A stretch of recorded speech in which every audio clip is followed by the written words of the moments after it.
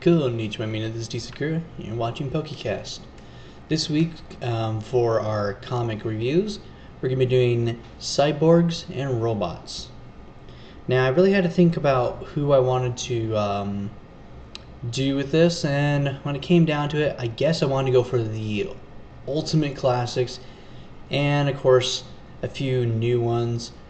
I really didn't want to go and grab Cyborg and Deathlock just because, well, there's other people who are more famous than them, and then I wanted to at least throw in, at least one that, unless you've actually read the comic, you won't even know about. So I went ahead and I looked through it, and I had to find some really good ones. So I have 5 really good comics for the Cyborg and Robots. First off, in the comic reviews, I have from Marvel Comics from the 1970s, Star Wars, volume 29. And this is, of course, you got Darth Vader, who's a cyborg. You got Baylor Valancy, who's also a cyborg, and have an epic battle right here. So that's why I had to do this one. This was probably out of the 3, I think, comics I was able to get of the Marvel Star Wars comics. This is my favorite Star Wars comic of what I actually have right now. I do have more, but when it comes to the Marvel ones, they're a little hard to come by. Luckily, I got it for 50 cents. Yeah, I'm already hated by it now.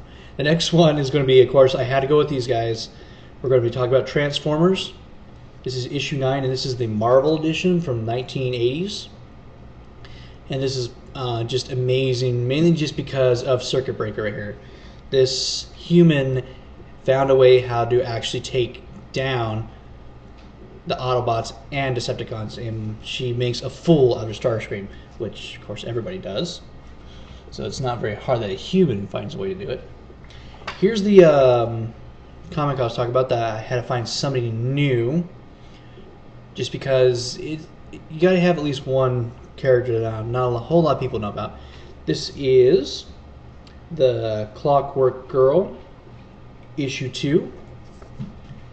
I had to bring this one in just because of the art, and it's just an absolutely fantastic comic when it comes to story and art, and had to introduce somebody new to the mix. Now, with my last 2 comics, if I'm going with classics, like and probably already some guesses right there. So then, of course, for the 3rd robot of this, I had to go with, well, I guess this would be more of a cyborg and robot in this case. Had to go with the Terminator, The Enemy Within, issue 1 from Dark Horse Comics. And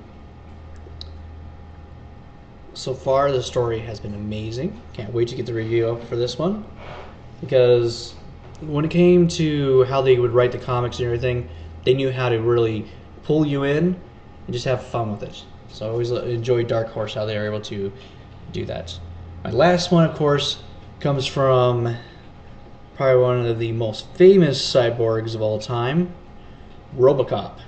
Prime Subject, issue 1 from Dark Horse Comics. This is my last comic in the Cyborgs and Robots, and this one I'm very excited to have because this was one of the comics that was featured in the television series.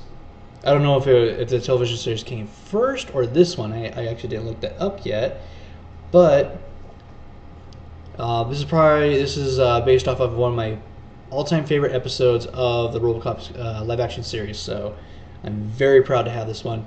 Unfortunately, I haven't been able to find any more of this particular series. But that's usually how it goes when you go to your local comic shop and go to their section and just start pulling things out. Oh, this one looks good. So those are the comics for this week. Oh, and I hope you guys are looking forward to looking at each of the reviews individually. So this will be Cyborgs and Robots theme for this week. This is T-Sakura saying ciao and sayonara.